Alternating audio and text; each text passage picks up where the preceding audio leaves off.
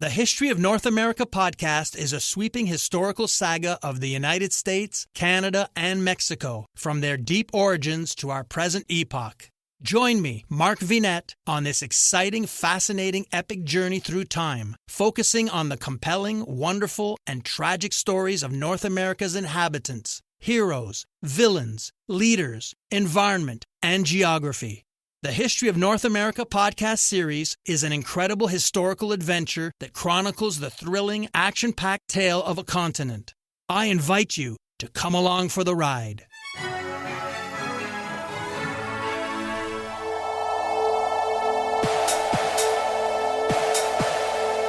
The History of the World podcast, written and presented by Chris Hasler. Volume 3, The Classical World. Episode 64, Abrahamic Religion.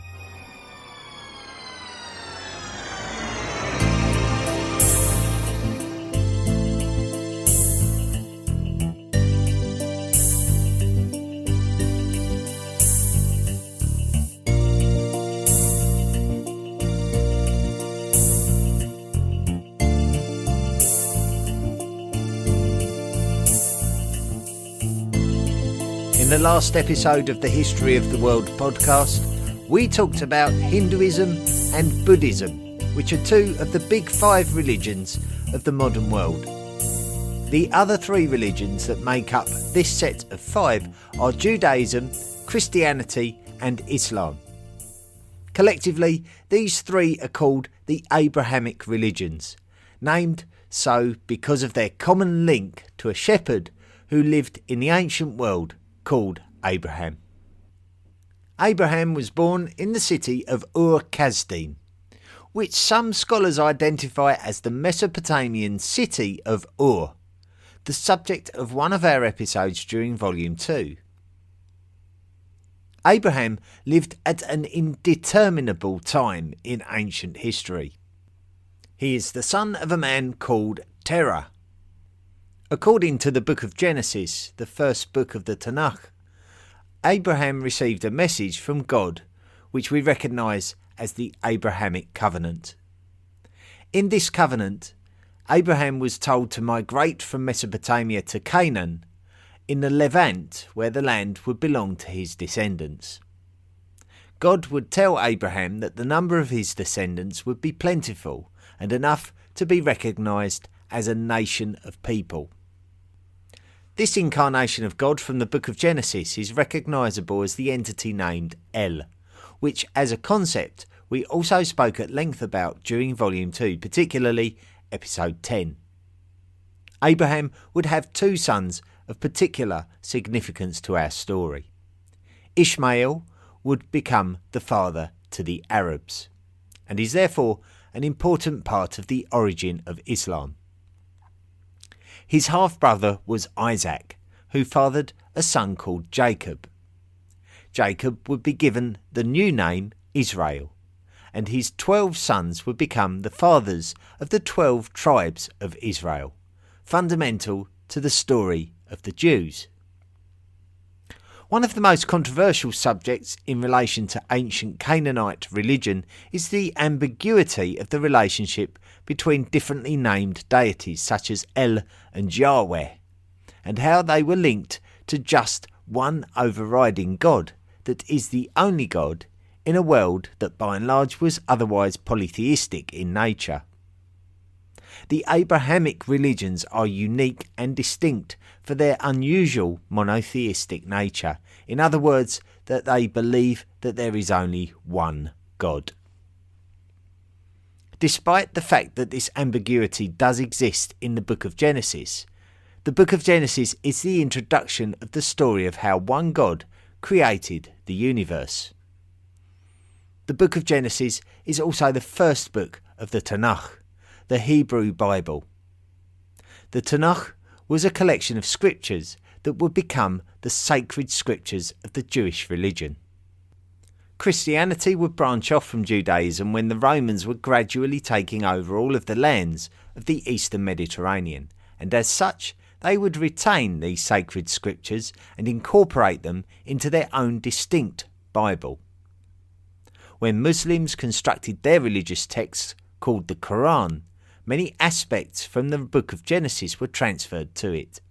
Each of these religions maintained the existence of one Almighty God. Moses. The earliest of the three Abrahamic religions was Judaism.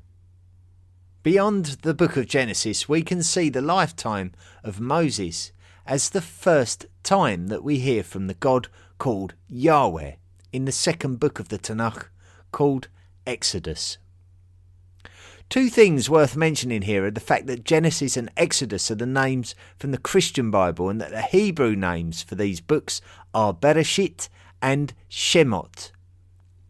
The other thing is that Moses is the one individual mentioned more times than any other in the Quran as a revered prophet who was sent to Egypt by Allah, with Allah being the Arabic word for God.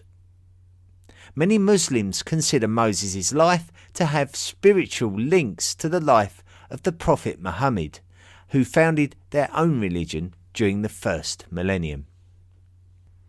Often we look at things from a religious and a historian's point of view, and there can be a strong desire to try to find common links between the two things in order for both sides to offer credibility to each other, in a world where this desire hasn't always been the case.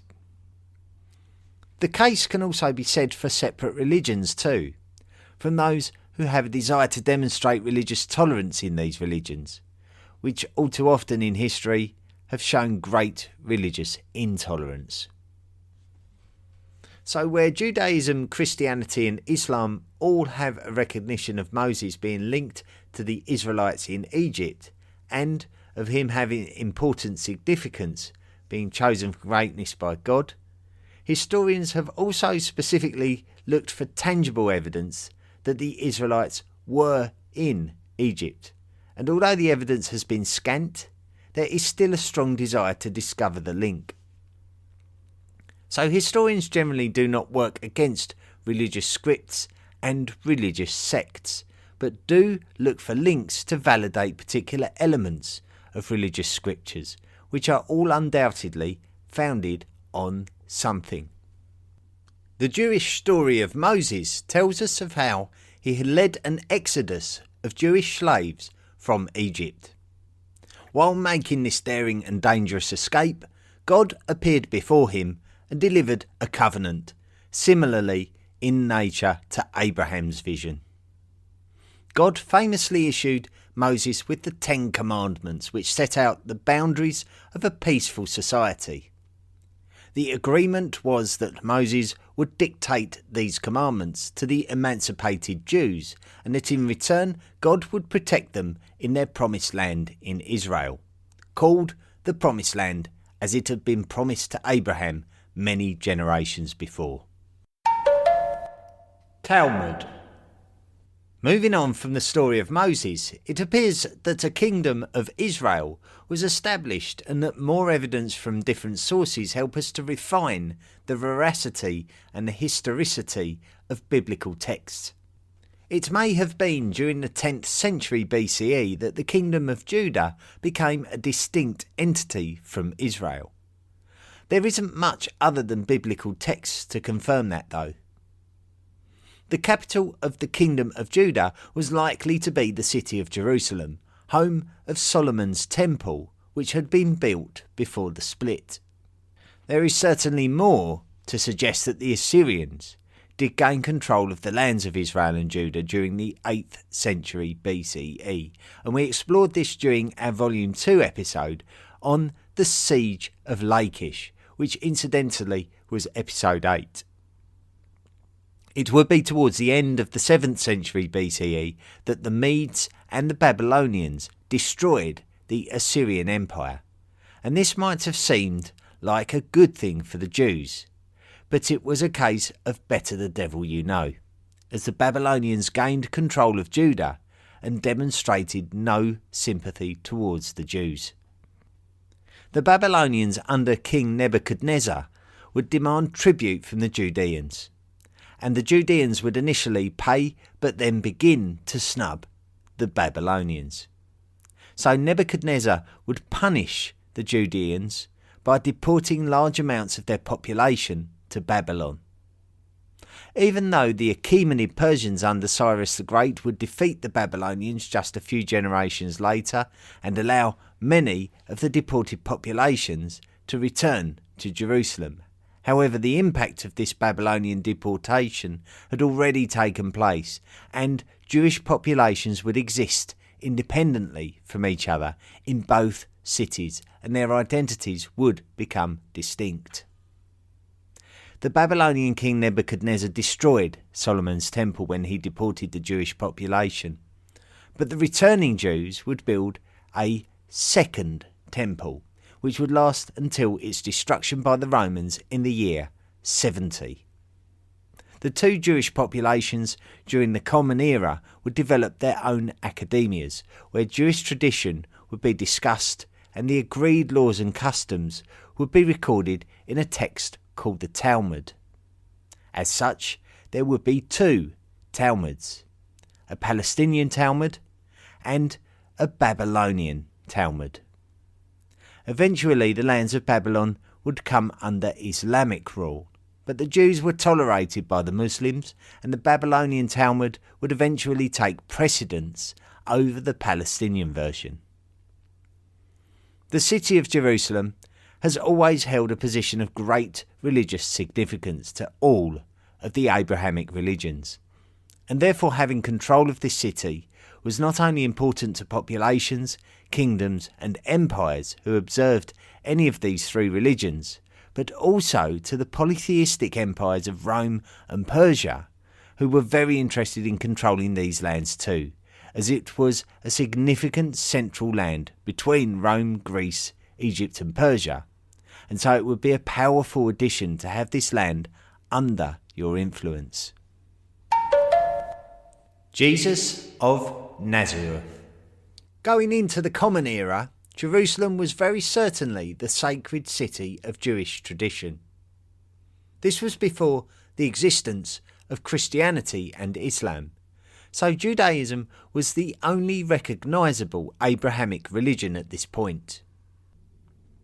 The biggest threat to the religious identity of Jerusalem appeared to be the Romans, whose success was measured on changing the culture of conquered lands, which would have involved trying to install Roman religion within the Second Temple, especially during the reign of the Roman Emperor Caligula in around the year 40.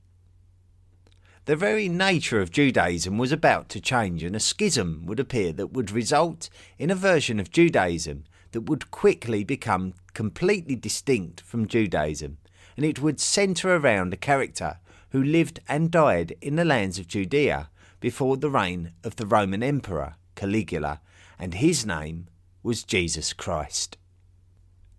Jesus himself was a teacher of the Jewish faith, but his teachings were somewhat controversial with Jewish fundamentalists, who very likely feared Jesus' influence among Jewish populations, who saw him performing acts of healing that led them to believe him to be divine. The traditional Jews would turn him over to the Romans, and this would lead to his execution. His execution martyred him with his followers, who would proclaim him as a Messiah and the Son of God. They would also proclaim him to be born of a virgin mother and resurrected after his death by crucifixion before ascending to heaven. Judaism doesn't necessarily reject the claim that Jesus could be a deity, but they don't consider him to be a Messiah. So although it's not always possible to be categorical in the Jewish attitude to Jesus, we can be confident that he is not regarded as anything more than a divine individual, and in some contingents he may not be regarded as anything more than a teacher of Judaism with dangerously radical ideas. Islam has a much more accepting view of Jesus, but they do consider him to be a Muslim prophet sent by Allah to teach the children of Israel to follow a path less in line with Judaism and therefore the straight path of Islam. Although Muslims do not see him as the son of Allah, they do believe he was the result of a virgin birth and that Allah raised him to heaven before his death. So they don't believe that his crucifixion happened. Muslims believe that there will be a second coming of Jesus, which is a thought supported by Christians. Even though Islam holds Jesus in very high esteem, many Christians actually believe that he is an incarnation of God himself. And this is such a radical claim when you consider how Islam did not recognisably exist and Judaism did not recognise him as anything special. So radical was the claim that followers of Jesus could really not be closely associated with the Jewish doctrines and would therefore be viewed as worshippers of Jesus Christ and therefore Christians. The Roman Principate. Back in Volume 2 we spoke of the expansion of the Assyrian Empire into the Promised Land and how the Assyrians would deport large numbers of Israelites and Judeans to other areas of the lands under Assyrian rule, and particularly Mesopotamia, but much further upriver than Babylon. This was during the end of the 8th century. We're also aware of the Babylonian exile of the 6th century. These were the earliest known dispersals of the Jewish population to lands outside of the Promised Land. Jerusalem remained within Achaemenid Persian borders after Cyrus the Great allowed the Jews passage back to Jerusalem, although some families opted to stay in Babylon, where their descendants lived up until the 20th century as Iraqi Jews. The Achaemenids would be overthrown by Alexander the Great, whose Macedonian Empire would be broken up among his successors, the Diadochi, after his death. Jerusalem would come under the influence of Ptolemaic Egypt, when Ptolemy I Sota, the first Ptolemaic pharaoh, forcefully took command of Jerusalem, deporting tens of thousands of Jews to Egypt, where they would gain an identity as an important part of the Ptolemaic army. Jerusalem would pass into the Seleucid Empire when the great Antiochus III ruled, but the Egyptian Jews didn't return as they had already become a strong community within the city of Alexandria. When Antiochus III's son Antiochus IV attempted to forbid Jewish worship in Jerusalem, this led to the celebrated Maccabean revolt, which restored the Jewish identity to Jerusalem and led to the Hasmonean dynasty of rulers over the ever more independent kingdom of Judea. The Hasmoneans would remain the ruling dynasty of Judea up until the arrival of the Roman military leader and statesman Pompey in the Near East. Pompey took control of the remaining Seleucid lands of the Levant and then turned his focus on Judea and Jerusalem. Before the arrival of Pompey, many Jews had already headed westwards for a new life away from the warring and occasionally oppressive Hellenists. They would head to Greek and Roman lands, and even in the city of Rome, where they would become a community of a significant size. After Pompey successfully conquered Judea and brought it under Roman subjugation, it appears that Jewish practices and traditions were initially tolerated. During the first century of the Common Era, things would change significantly, and it is debatable how much impact that the emergence of Christianity had an influence on this. The cult of Jesus Christ within Jewish lands is unlikely to have had any widespread impact until after the death of Jesus himself. So when Tiberius outlawed Jewish worship in the city of Rome, it is unlikely to think that this was caused by the emergence of this cult or sect of Judaism, especially when we consider that traditional Jews showed no desire to defend Jesus Christ or his followers when they surrendered him to the Roman governor Pontius Pilate.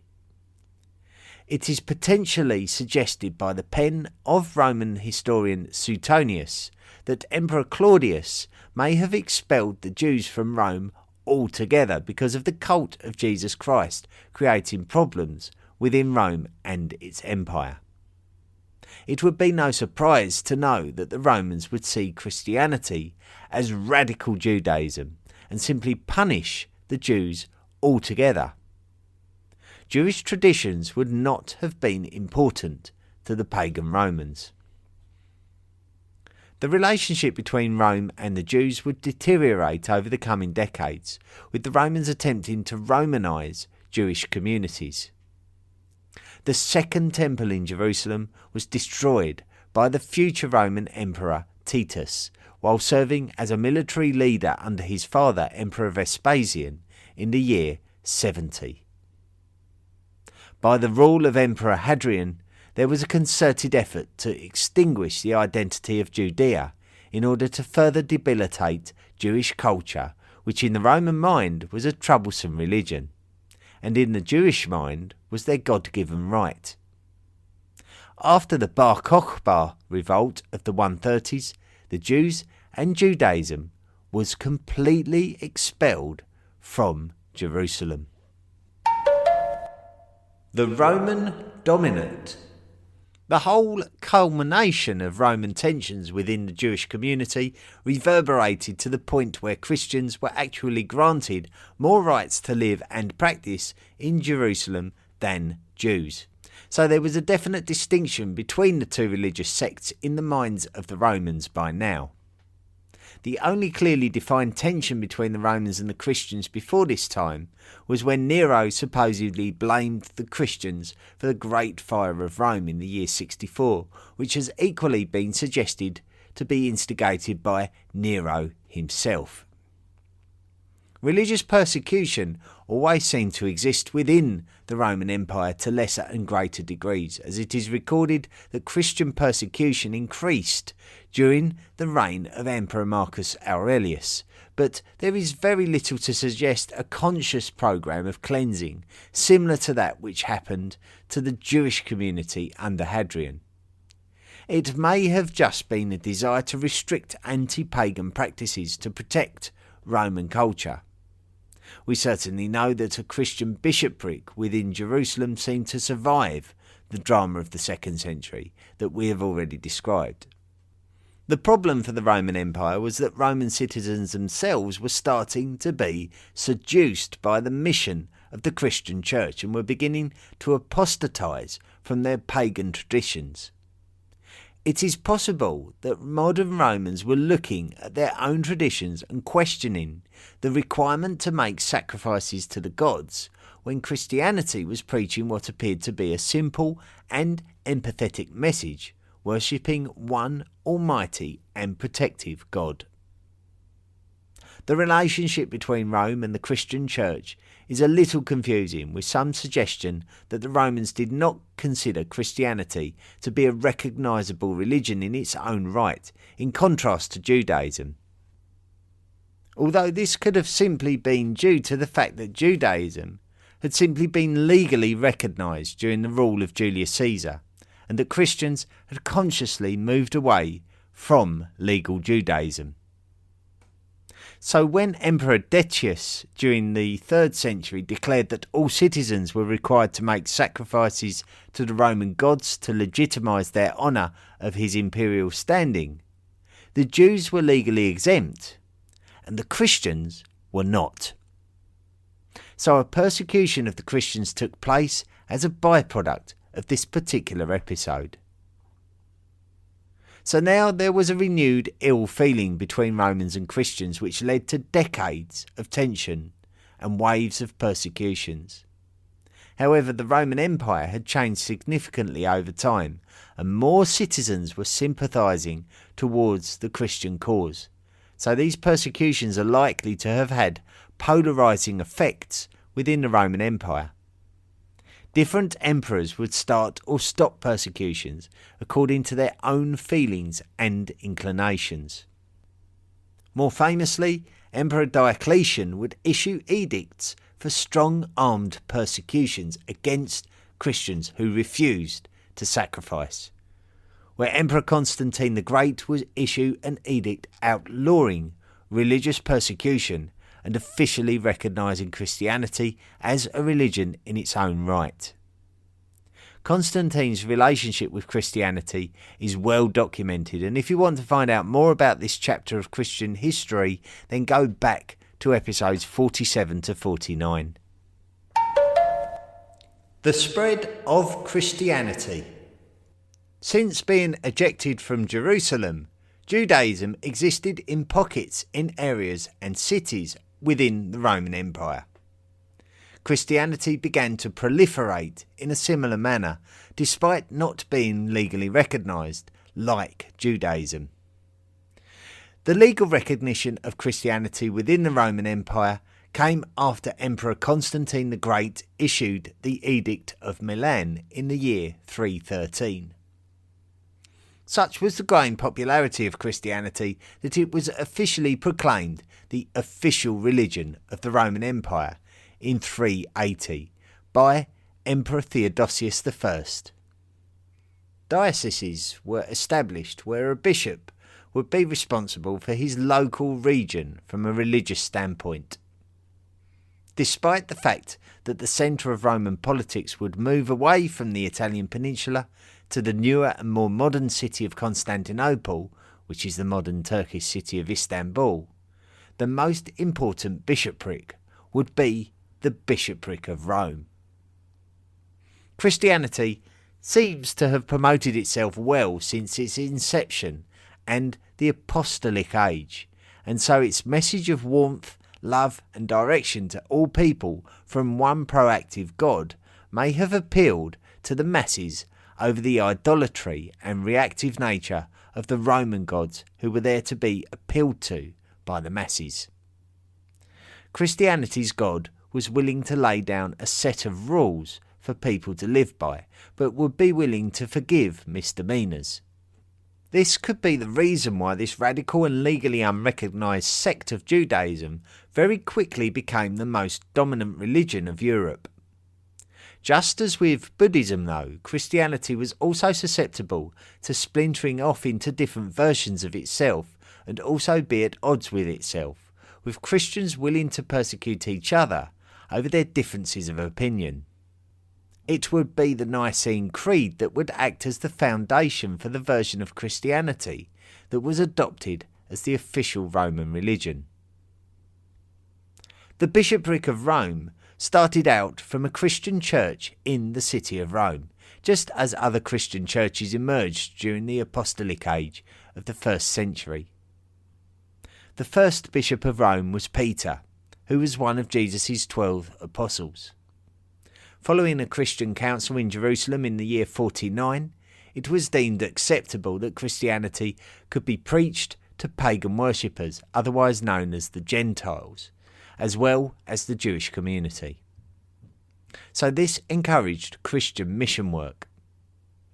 Peter would set up the Christian Church in Rome, becoming Rome's first Christian bishop, and therefore we can regard him as the first Pope of Rome, a religious tradition that has survived over 2,000 years to the present day. The reason why Rome was so important by comparison to other bishoprics is due to its links both to the original power base of the Roman Empire and its links to Peter the Apostle. If we go all the way back to our Roman series of podcasts, and particularly the episodes about Julius Caesar, then we discuss the position of the highest protector of religion in Rome being named Pontifex Maximus. During the Roman Republic it was much more of a political honour, but then it became the role of the Roman Emperor himself since the days of Julius Caesar. With the Pontifex Maximus being the chief representative of Roman pagan ritual and tradition, the title became somewhat meaningless and obsolete after the Christianisation of the Roman Empire. After the fall of the Western Roman Empire in 476, and eventually the Byzantine Empire, which was the evolution of the Eastern Roman Empire during the 15th century, the Bishop of Rome, and therefore the Pope, would revive the title of Pontifex Maximus to add more depth and validation to his supremacy over other bishoprics. Being able to trace the papacy back to St. Peter would also give the Church of Rome great legitimacy right from the beginnings of Christianity becoming the official religion of the Roman Empire. So the Bishop of Rome has been considered to be the supreme pontiff, somewhat synonymous with the term Pontifex Maximus for those reasons. One of the greatest popes was Gregory I, who was the 64th Bishop of Rome from the year 590.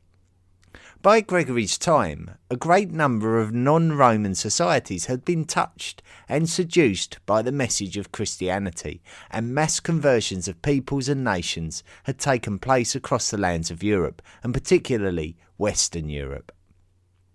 The Western Roman Empire itself was a distant memory, and so it was down to the popes of Rome to play a first-hand role in the politics of Rome itself, as it had become a comparatively weak city in the game of European politics.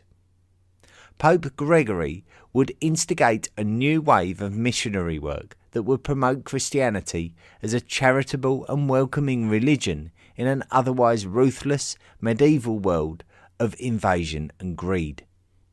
Gregory was known for sending Augustine to Britain to promote Christianity in a land where Germanic invasions had done much to overshadow Christianity. Muhammad. Shortly after the papacy of Gregory the Great in Rome, a long way east in the Arabian Peninsula, lived a man called Muhammad. Muhammad was born in around the year 570 in the city of Mecca, which is in the modern country of Saudi Arabia. Mecca would have very likely have still been predominantly polytheistic before the lifetime of Muhammad. Muhammad's story involved him being visited by the archangel Gabriel. Gabriel is known from the Hebrew Bible. Following the message from Gabriel, Muhammad started to preach the message of monotheism among the local Arab populations, and this was the origin of what we consider to be Islam. Once again, it may have been the message of morality and the value of instruction and direction that appealed to the population, and Muhammad would be able to amass a great following who would have faith in his monotheistic teachings. Muhammad would record the messages delivered to him from God via the Archangel Gabriel, and these scriptures would be the origin of the Islamic texts called the Quran, which is the recital of God's words through the Archangel Gabriel. Much of the Arabic terms are now familiar to us in the modern world. The Arabic word for God is Allah. The Arabic word for recitation is Quran. The Arabic word for submission is Islam. And the Arabic word for someone who submits is Muslim. When we say submit, we mean a submission to the one and only God. Biblical characters such as Abraham, Moses and Jesus are identified by Muslims as among the prophets of God, with Muhammad being the last of the list of prophets. Islam was not a new mindset in the minds of Muslims, though, despite its emergence and proliferations during and after the lifetime of the Prophet Muhammad.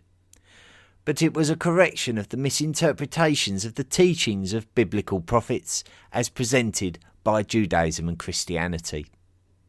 Islam would also suffer from schisms that affected other religions, as representatives would argue about the interpretations of Muhammad's teachings.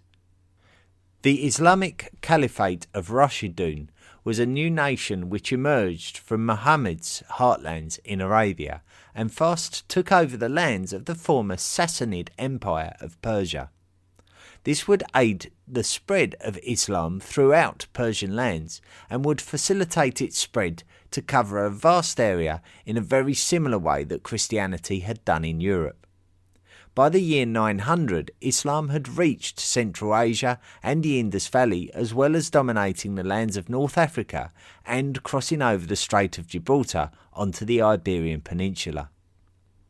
The Islamic movement onto the Iberian Peninsula actually took place as early as the beginning of the 8th century, where they would allow the Jews to practice their religion freely, which had not always been the case under the Christianised Visigoths, who 100 years earlier had outlawed Jewish practice before relaxing their religious intolerance as the 7th century rolled on.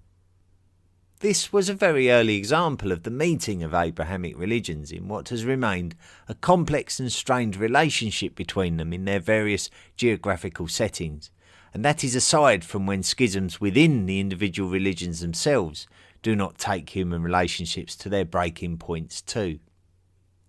In our general quest for a peaceful existence, great efforts are still being made in the modern world that we live in today to allow Abrahamic religions to find a harmonious method of coexistence.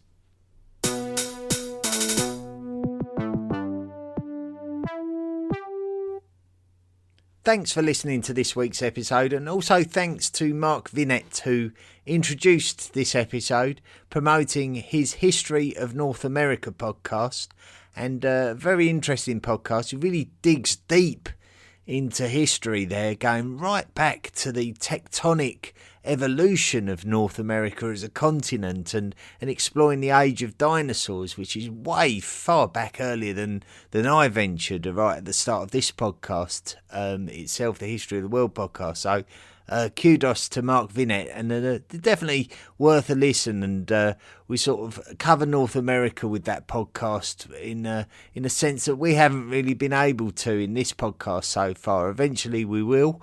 But if you can't wait for us to get to that point, then I'd strongly recommend checking Mark's podcast out. It's the History of North America podcast, tracking the history of Canada, United States and Mexico.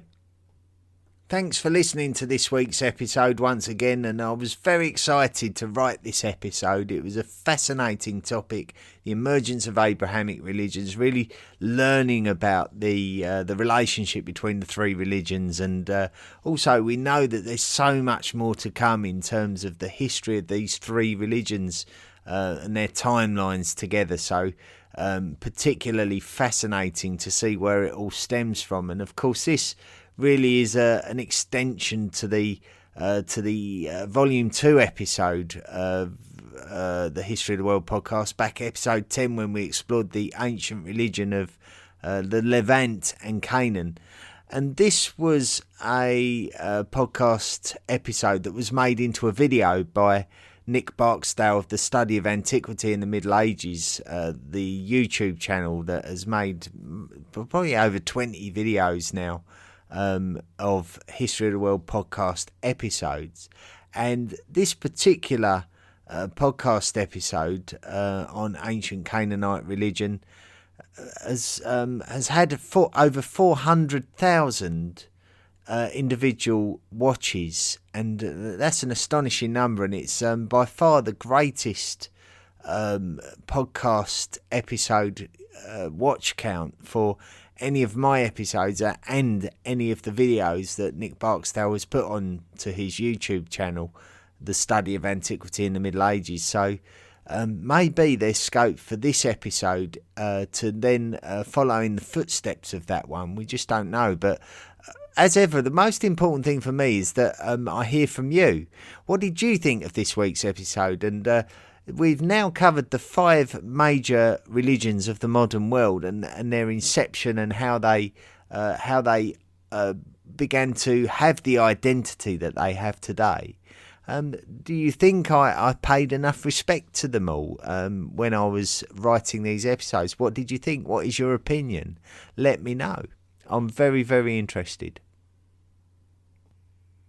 Now then, of course, if you're loving the podcast and you want to help out, you can make a financial contribution through the Patreon page. So if you go to the historyoftheworldpodcast.com website, there's plenty of stuff to look at there.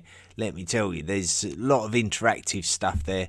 discussion forum. I've not seen much activity on that yet. And, something that happens is people write me emails asking me questions about particular aspects of history, and I always try to reply to them.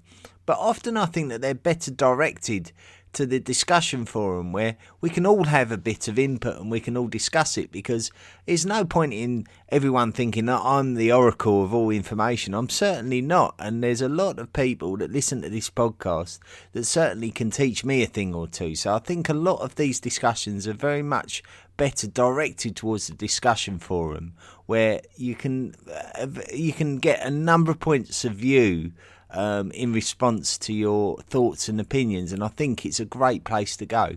However, if you going back to what I said, I did digress slightly there.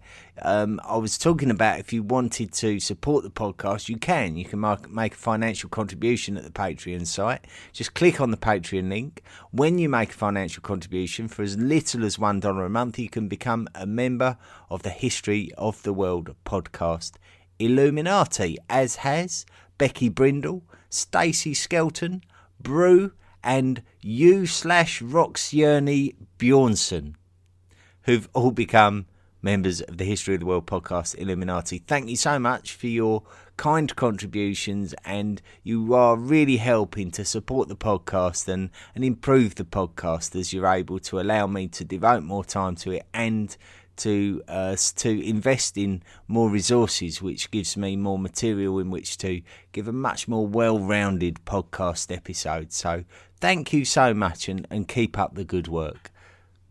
Right, now I think what we need to do, I think we need to have a bit of a competition who can write the loopiest Apple podcast review for the History of the World podcast. It's always my favourite time of the week when I get to read out the lunatic, crazy, and bat sh etc. Reviews for the podcast. So let's go for it. So if you think you can outdo these, by all means go onto Apple Podcasts, and I promise I'll read it out. Give us a 5-star review and a crazy text afterwards. Let's see what has been written in. We've got _Max R from the United States of America's put, great podcast. I love this podcast, extremely informative. We've got Evan O'Leary from the United States of America's put, good, very good, very good. Sag Anthony from the United States of America has put, I love this podcast. Your accent rocks the house, and twice on Sundays. And I love the content. Keep up the great work, sir. And then finally we've got the mystery guy from Canada, who's put, fantastic presentation of human history. Your pacing, content and vocabulary is just right for me. The way you assimilated all the different resources and presented the material was spot on. I am glad you are sticking to the facts when they are substantiated and presenting alternative narratives when they seem appropriate. I motored through Volume 1 and have now finished Ancient Egypt and Volume 2. I was an ancient history buff 50 years ago, and now you have revived my love and wonder of ancient civilizations. Thank you so much for the excellent stuff you are producing. Today is March the 17th, 2021, and I've been totally absorbed by your podcast since I came upon it a couple of months ago. Keep up the great work. By the way, I am writing this review in response to your challenge during the Ancient Egypt episodes to Canadians to send in a review. I hope this review from Quesnel, British Columbia, Canada, helps. Cheers. Well, what a fantastic review that. That's got to be the winner this week, that one. But anyway, if you think you can outdo that, then go directly over to Apple Podcasts and write your mental review now. Well, that's it for another week. Thank you so much for listening.